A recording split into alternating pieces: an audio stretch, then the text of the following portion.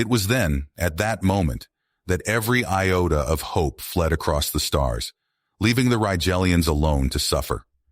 Everything was lost, for without hope, the Rigelian people had nothing, only endless brutality inflicted on them by the ruthless Malan Empire.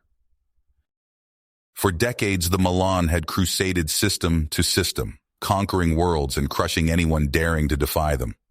Planet after planet fell to their dominion. They plundered resources, enslaved populations, and slaughtered the defiant. Their massive machine of war seemed unstoppable as they spread like a cancer across the galaxy. But their cold reptilian eyes turned to the remote mining colony of Rigel 7. On this hostile, resource-rich world, a small garrison of cruel Malan overseers controlled the mines under the command of the sadistic Mizar. These mines produced precious crystals to fuel the Malan war machine. So the defenseless Rigelian natives were forced to extract the crystals in brutal, hazardous conditions under the overseers' electro-whips. Countless Rigelians perished in the mines from cave-ins, gas leaks, and sheer exhaustion. Those that survived wished they were dead. Jeffrey Porter, a human freighter pilot, had no intention of getting involved in someone else's war. All he cared about was making a living running freight between colonies. But then his ship malfunctioned, and he crash-landed on Rigel 7, where he stumbled onto a dying Rigelian elder who revealed to him the Rigelians' endless plight under the Malone. After seeing the horrible squalor the Rigelians lived in and the scars from their Malan tormentors, Jeffrey vowed he would find a way to help them throw off the yoke of their oppressors, no matter the cost. But then Jeffrey discovered the true stakes at hand. The Malan were obsessed with obtaining a rare mineral on Rigel 7 called Novacite, a condensed energy source of unimaginable power. With enough Novacite, Mizar planned to fuel a colossal fleet of Malan warships, staged to sweep across the entire quadrant like a scourge, conquering and enslaving billions. Jeffrey knew he had to act immediately.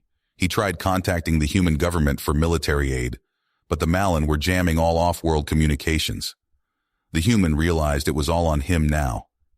He was the Rigelian's sole hope for liberation. Jeffrey began discreetly gathering weapons and recruiting the bravest Rigelians to form a guerrilla resistance force. They would sabotage the mines, attack Malan patrols, do anything to slow the Novacite extraction. The Rigelians were reluctant to rebel, beaten down after so many years. But Jeffrey earned their trust, leading daring raids and treating them with the first real compassion they had ever known. Hope, an emotion long forgotten, rekindled in their hearts. After meticulous reconnaissance and bribing informants with his personal funds, Jeffrey learned the arrogant Malan had a critical vulnerability. Rigel 7's hellish atmosphere was toxic to them, and they relied on shipments of supplies every 90 days to survive. Jeffrey hatched an audacious plan to hijack the next shipment and hold it ransom to force the Malan to abandon their mining operation and leave Rigel 7 for good. However, unbeknownst to Jeffrey, one of his rebel recruits was a mole, feeding information to Mizar. The Malan commander got word of Jeffrey's scheme. In a fit of rage, he put a massive bounty on Jeffrey's head and sent hunter-killer teams to track him down, with orders to make his death slow. Now exposed, the Rigelians' only hope seemed doomed to a brutal end. But Jeffrey would not give up. He would use every ounce of his human tenacity, every shred of his ingenuity and grit to find another way. No matter how grim it looked, there had to be something a clever, unpredictable human could do to outwit a bunch of overconfident genocidal lizards. The fate of Rigel 7 and countless systems depended on that single belief that humans never surrender, and they always find a way. Whatever that way was, Jeffrey swore he would walk it. Jeffrey crept through the gloom of the crystal caves, a small band of Rigelian rebels at his back. The jagged amethyst formations glittered darkly in the faint luminescence of native lichen. Sweat beaded on his brow. The air down here was hot and sulphurous, stinging his lungs, but it was the only place they could hide from the Malan hunter-killer teams relentlessly tracking them. The betrayal still burned in Jeffrey's gut. He had trusted that rebel, believed in him, but Mizar's bribes had proven too tempting. Now Jeffrey and his dwindling followers were reduced to cowering in this subterranean labyrinth like vermin, scavenging and scraping just to survive another day.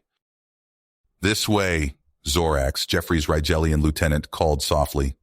The alien's large eyes gleamed silver in the dimness as he waved a spindly arm.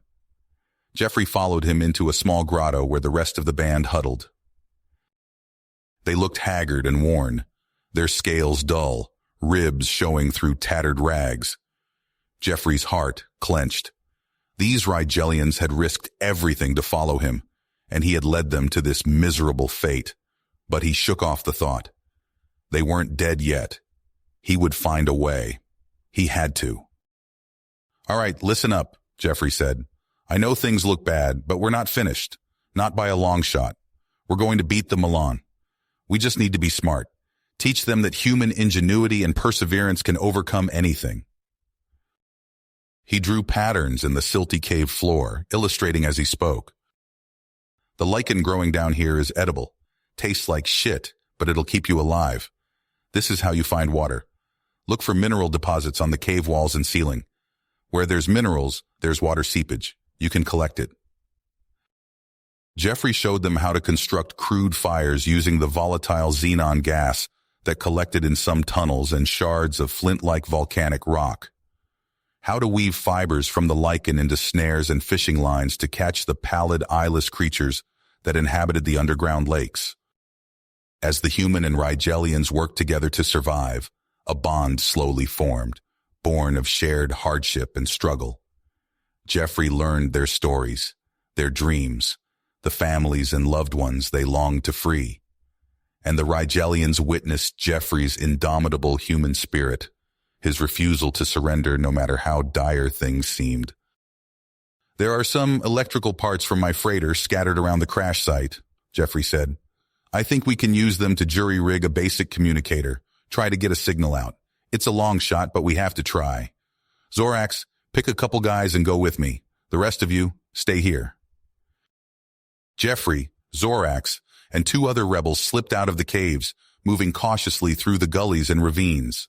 They froze as a Malin aerial drone buzzed overhead, hugging the shadows until it passed. At the crash site, they salvaged what they could. Frayed power cells, cracked transistors, a half-melted amplifier coil. "Do you really think you can contact help with this junk?" Zorax asked skeptically, eyeing the charred scraps. Jeffrey flashed a roguish grin. "I once fixed a Zarthian freighter's entire nav system with nothing but baling wire and a welding torch. Have a little faith." Back in the caves, Jeffrey worked feverishly, his hands a blur as he spliced and rerouted, soldered and rewired. The Rigelians watched in awe, marveling at his focus and skill. Finally, he held up a ramshackle device, bits of wire and broken panels protruding at haphazard angles. "All right, let's see if this hunk of junk works." Jeffrey aimed the makeshift antenna, praying to every deity he could think of. He flipped a switch. The device hummed, sputtered. A green telltale blinked weakly. "Mayday, Mayday. This is Jeffrey Porter of the Earth Freighter Horizon's Edge. I'm on Rigel 7 and I need urgent assistance. There's Malin here. They've enslaved the population. I'm trying to help, but I can't do it alone. Please, if anyone can hear this." Only crackling static answered. Jeffrey repeated the message over and over, changing frequencies. The Rigelians held their breath. Suddenly, a garbled transmission broke through, barely audible. "Hori Edge is Amos G. Rhett on the M, Ket V. Tori, inbound to Gel, Ven Ida, clicks." As quickly as it came, the transmission dissolved into white noise. Then the device shorted out in a fountain of sparks and smoke. But Jeffrey had heard enough. He laughed, earning startled looks from the Rigelians. "What is it? What did it say?" Zorax asked urgently. "An old friend is coming," Jeffrey said, eyes gleaming. "And he's bringing the cavalry. Now we might just have a fighting chance." Mizar paced before the kneeling Rigelian slave, his tail lashing in agitation. He clenched a stun stick in one clawed hand. "I will ask you one more time," the Milan hissed, voice dripping venom. Where is the human? Where is Jeffrey Porter? The Rigelian trembled but said nothing, head bowed. Mizar's eyes narrowed to slits. He thumbed a button on the stun stick.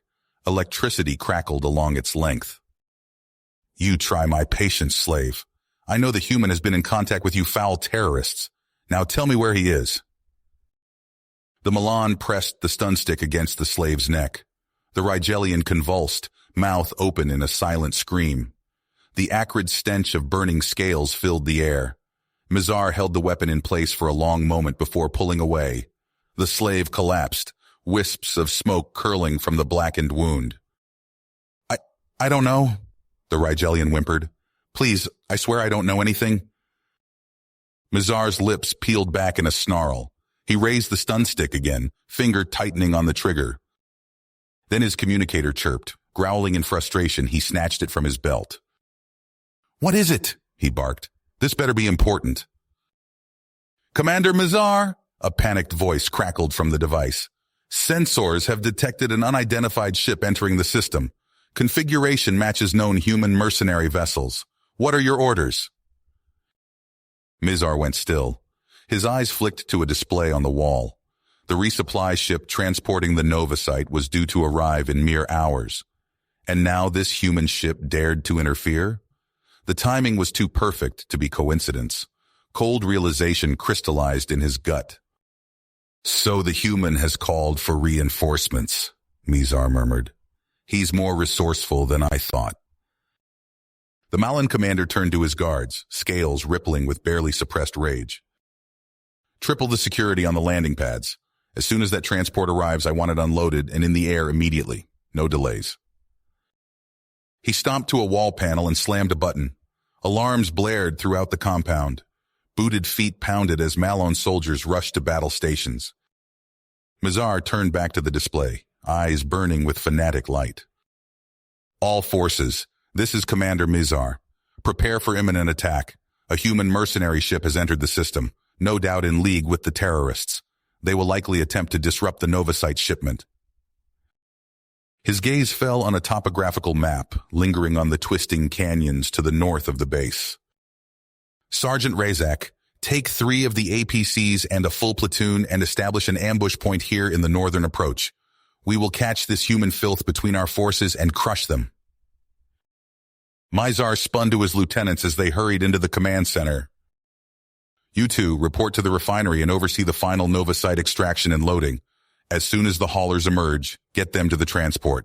Protect that shipment at all costs. Understood? Yes, Commander, they barked in unison. As the base burst into activity, Mizar turned back to the display, a cruel smile touching his lips. Come, human, come and meet your doom. You and your rebel scum will soon decorate my trophy room.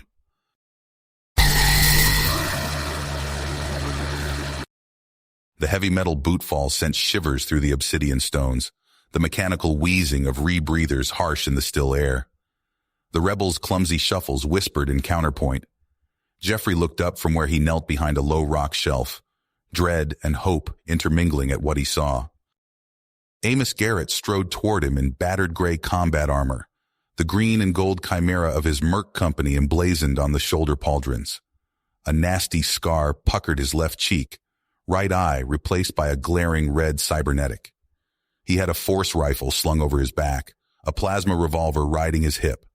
10 other human mercenaries flanked him, grim and jam-packed with weapons. Jeffrey pushed himself to his feet and stepped out to meet them.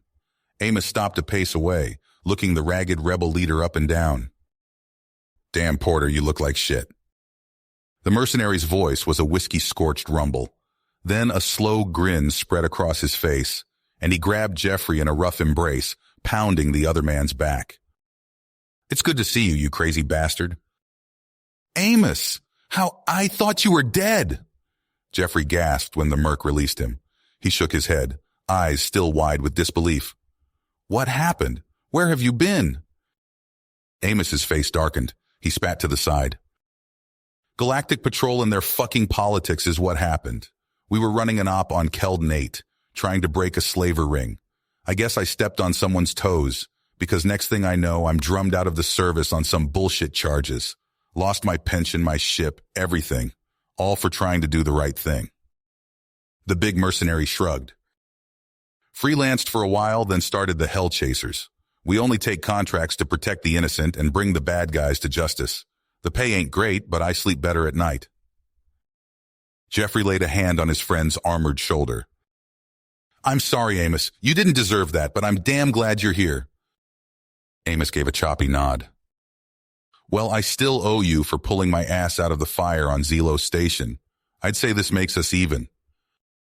He looked past Jeffrey to the huddled Rigelians, then around at the stark, unforgiving landscape. I gotta admit, when I got your distress call, I almost didn't believe it. Never figured you for the rebel type. What's the situation? Jeffrey quickly filled him in on the Milan occupation, the abuse of the Rigelians, the Novosite shipment, everything. Amos listened grimly, metal fingers tapping the stock of his rifle. I've tangled with these Malin pricks before, he growled when Jeffrey finished. Real pieces of work. We interrupted a few of their slaving runs, cost them some cargo. I'd love nothing better than to give them a black eye. The mercenary turned to study the towering cliffs, the craggy ravines. I've got an idea. Ooh. Minutes later, Jeffrey watched the upgraded rebel skiff loaded with Amos and his mercs roar off toward the northern canyons, the plan buzzing in his head. You really think this can work? Zorax asked as he and the other Rigelians clustered around. Jeffrey made a show of confidence he didn't entirely feel as he turned to face them. I know it will work. It has to. This is our best chance. Maybe our only chance. We've got surprise on our side for once. They won't expect us to hit the base itself, not with a force this small. He met each of their gazes in turn. I won't lie to you. This won't be easy. Some of us might not come back. He took a deep breath. But if we can pull this off, your people will finally be free. Your families, your loved ones. Mazar and his thugs won't be able to hurt them anymore. No more mining, no more whips and chains. You'll have your lives back. Jeffrey drew his pulse pistol, checked the charge. I'd say that's a dream worth fighting for, worth dying for if it comes to it. Once Amos starts his diversion, we'll infiltrate the base, take out the security on the landing pads and lay in wait. When that transport lands, we grab it. The human flashed a savage grin. And when we control their only way off this rock, we'll have the Malones by the balls. They'll have no choice but to get the hell off Rigel 7 and never come back. Zorax stepped forward, red eyes hard as flint. He gripped the hilt of a Malin stun baton, the only weapon they had been able to scrounge. We're with you, Jeffrey, to the end. My only regret is that there are so few of us left to strike this blow. Jeffrey clasped the Rigelian's slender shoulder. There are enough, my friend. If we fight with the courage you've already shown 100 times over, it will be enough. He turned to look out over the rebel band. Battered and weary, but with a new fire kindling in their eyes. The human felt a swell of fierce pride. One way or another, this ends today. No more hiding, no more skulking in caves. Today, we show the Malon the true strength of the Rigelian spirit, the strength they could never break no matter how they tried. Today, we take back our future. A ragged cheer went up from the rebels, echoing from the crystal formations. Jeffrey raised his pistol high. For Rigel! The Rigelians thrust their weapons aloft, voices joining as one. For Rigel! As the shout faded, Jeffrey touched his comlink. Amos, we're moving out now. Give 'em hell. With pleasure. See you on the other side, Porter. Garrett out. Jeffrey switched off the device, took a last look around at his rebel comrades. All right, you scaly bastards, let's go be big damn heroes. With that, they readied weapons and slipped off into the shimmering heat haze toward the distant Milan base and the battle that would decide their fate. The crystal tunnels echoed with the soft scrape of scales on stone as Jeffrey led the Rigelian rebels through the winding passages. Sweat beaded on his brow, pulse quickening as they neared their target. In the distance, muffled explosions rumbled, Amos and his mercs kicking up one hell of a fuss to the north. Zorax, take your team left. Hit their power generators, Jeffrey whispered. The Rigelian nodded, peeling off with 3 others. Jeffrey's group emerged from a narrow crevice, the Malon base looming before them. Searchlights swept the perimeter. Guards patrolled in pairs, oblivious to the threat at their backs. A rebel called Kraz slithered forward, tools glinting. With practiced ease, he bypassed the fence's security, opening a gap. One by one, they slipped through. Alarms blared. Malon voices shouted in the compound. Zorax's diversion had begun. "Now!" Jeffrey yelled. They sprinted for the nearest building, pulse rifles spitting blue fire. Malon troops poured from the barracks, caught off guard. Jeffrey dove behind a stack of crates as plasma bolts seared the air. He popped up, dropped 2 Malon with quick bursts. "Push for the landing pads," he ordered. The rebels surged forward, Rigelians wielding stolen Malon weapons with vengeful precision. Jeffrey's blood sang with adrenaline as they battled through twisting corridors and across open yards. A Malon leapt from cover, vibro knife flashing. Jeffrey blocked, grappling with the alien. They crashed to the ground. The human slammed his forehead into the Malon's face, stunning it. A quick shot finished the job. After what felt like hours, they reached the landing pads. Bodies of both sides littered the ground. Jeffrey's band was bloodied, but victorious. "Set up a perimeter. More will be coming." As if summoned by his words, the whine of engines filled the air. Malon dropships screamed toward the base. "Mizar's onto us," Jeffrey growled. He keyed his comlink.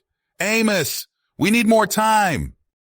Static crackled, then, "Sorry, Jeff, they got us. I'm captured. Make it count." Jeffrey's gut clenched. No time to dwell on it.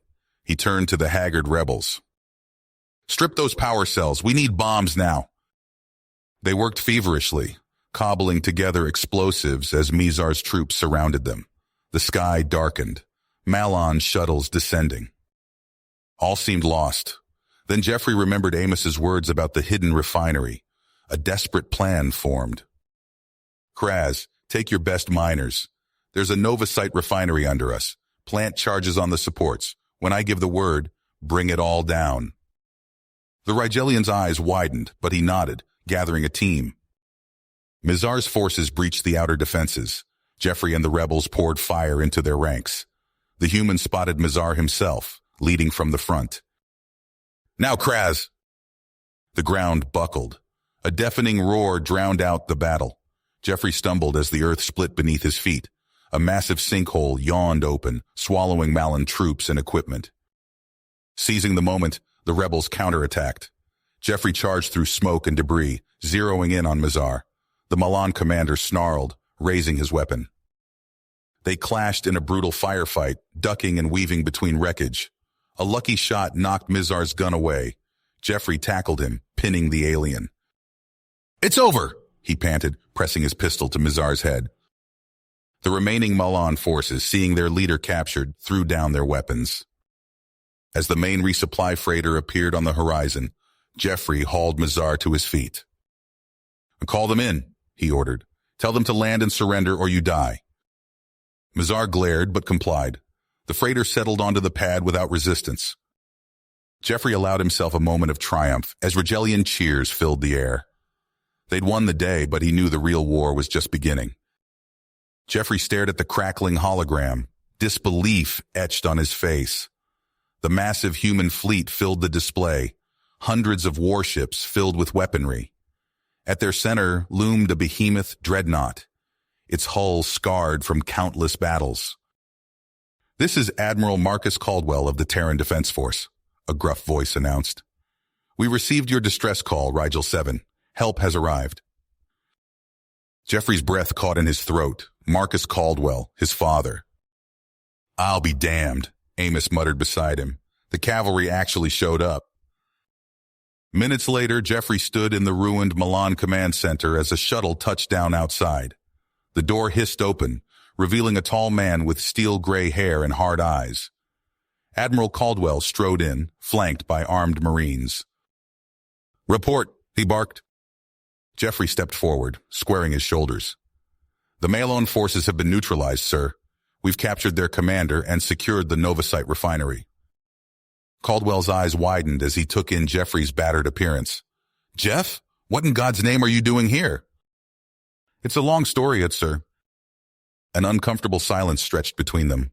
Caldwell cleared his throat. We picked up your distress signal. The evidence of Malin atrocities here. It's galvanized the entire sector. We're committing everything to stop them. Jeffrey nodded stiffly. Good, we could use the help. More awkward silence. Then Caldwell's voice softened. You look like hell, son. Yeah, well, starting a rebellion will do that to you. Amos stepped in, breaking the tension. Sir, if I may, we have an opportunity here. With their commander captured, we might be able to lure the rest of the Malin fleet into a trap. Caldwell's eyes narrowed. Go on. Jeffrey outlined their plan, watching his father's face for any reaction. When he finished, Caldwell nodded slowly. It's risky, but it could work. All right, let's do it. Over the next few days, they put the plan into motion. Amos led a strike team to infiltrate a Malin supply depot, slipping past security with ease. They located the central data core, and Amos's tech expert got to work. I'm in, she whispered, downloading Mizar's command codes now. Back on Rigel 7, Jeffrey donned Malin communication gear. He took a deep breath, steeling himself. This is High Commander Mizar, he growled in the alien tongue. Our position on Rigel 7 is compromised. All available forces are ordered to converge on these coordinates immediately. We will crush these human vermin once and for all. The response was immediate. Malin ships began pouring into the system, weapons hot. They never saw the cloaked human vessels lying in wait. All ships fire at will, Caldwell bellowed. Space lit up with weapons fire. Malin's ships exploded left and right, caught in devastating crossfire. On the bridge of the flagship, Caldwell coordinated the assault with cold precision. Meanwhile, Amos and his team executed a daring boarding action. They fought their way through twisting corridors, finally reaching the ship's nerve center. There, Amos shouted, the command regulator. A burst of gunfire, and the device went dark. Across the Malin fleet, ships suddenly lost power and drifted helplessly. The battle was over in minutes. Malin survivors surrendered en masse as Caldwell's troops swarmed the surface of Rigel 7. In the aftermath, Jeffrey found his father staring out a viewport at the planet below. You did good out there, Jeff, Caldwell said quietly. I'm proud of you. Jeffrey felt a lump form in his throat. Thanks, Dad. Caldwell turned, his eyes misty. I know I wasn't always there for you. The job, the nightmares after that damn Milan raid. I let it consume me. I'm sorry. I'm sorry too, Jeffrey replied. I never understood what you were going through, but I think I do now. They embraced awkwardly, 2 decades of pain beginning to heal. Later, as Allied ships gathered from across the sector, Jeffrey made his decision. He approached his father, standing tall. I'd like to request a commission in the Galactic Patrol, sir. Caldwell's eyebrows shot up. Then he smiled, extending his hand. Welcome aboard, Ensign Porter. As father and son shook hands, a new chapter began. The war against the Milan Empire loomed, but for the first time in years, Jeffrey felt hope. Whatever came next, they would face it together. The Alliance Armada surged through space, a vast fleet of warships from a dozen species united against a common foe. On the bridge of the TDF Indomitable, Admiral Marcus Caldwell studied tactical readouts, his weathered face illuminated by holographic displays. All ships execute jump to Karita on my mark, he ordered. 3, 2, 1, mark. Space warped and twisted as hundreds of vessels tore holes in reality, emerging in the Karita system. The Milan colony world hung before them, its orbital defenses overflowing with weaponry. Jeffrey Porter stood at attention in the dropship bay, his strike team geared up for planetfall. Amos Garrett checked his rifle, flashing a cocky grin. Just like old times, eh, Porter? Let's hope we have better luck this time, Jeffrey replied. Alarms blared. The bay doors opened, revealing the fiery hellscape of atmospheric entry. Jeffrey's stomach lurched as the dropship plummeted towards the surface. Anti-aircraft fire erupted around them, filling the sky with blazing trails. The pilot jinked and weaved, narrowly avoiding destruction. They hit the ground hard, Jeffrey's teeth rattling in his skull. "Go, go, go," he shouted, leading the charge out of the dropship. They sprinted across cratered terrain, dodging plasma bolts from entrenched Malon positions. Jeffrey's team moved with practiced efficiency, laying down suppressing fire as they advanced on the Planetary Defense Control Center. A Milan heavy weapons emplacement opened up, forcing them to dive for cover. Amos cursed, blood seeping from a graze on his arm. "We're pinned down," he yelled over the din of battle. "We need to take out that gun." Jeffrey nodded grimly. "Cover me!" He dashed from cover, zigzagging as plasma rounds scorched the earth around him. With a flying leap, he cleared the Malon barricade, landing in their midst. His pulse rifle spat blue fire, dropping 2 aliens before they could react. The remaining Malon turned to face this new threat, giving Amos and the others the opening they needed. They poured fire into the emplacement, silencing it for good. Jeffrey's comlink crackled. "Strike Team Alpha, what's your status?" Admiral Caldwell's voice demanded. "We're at the control center perimeter," Jeffrey reported. "Heavy resistance, but we're pushing through." "Understood. Be advised, we're detecting some kind of new Malon bioweapon signatures in your area. Proceed with extreme caution." Jeffrey acknowledged, a chill running down his spine. They pressed on, fighting room to room through the sprawling facility. Bodies of both sides littered the corridors. Finally, they reached the central control hub. Jeffrey planted demolition charges while Amos kept watch. "Hurry up, Porter," Amos hissed. "I've got a bad feeling about—" A chittering shriek cut him off. Strange insectoid creatures poured from ventilation shafts, the Malon bioweapons.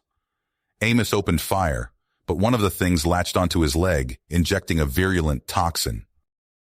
"Amos!" Jeffrey yelled, rushing to his friend's aid. He pried the creature off, stomping it to a pulp. But the damage was done. Amos's skin had already taken on a sickly pallor.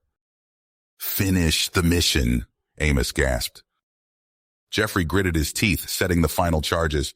"Negative. We're getting you out of here."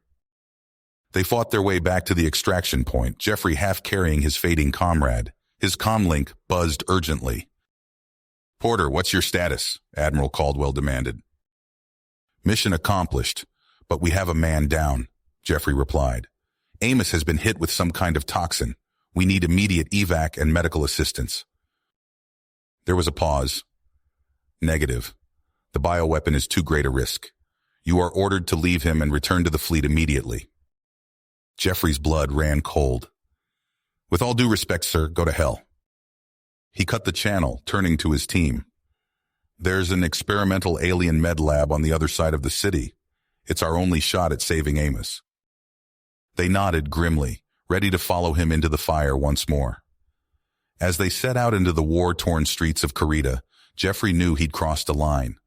But looking at Amos's ashen face, he knew he'd do it again in a heartbeat. You have reached the end of the story.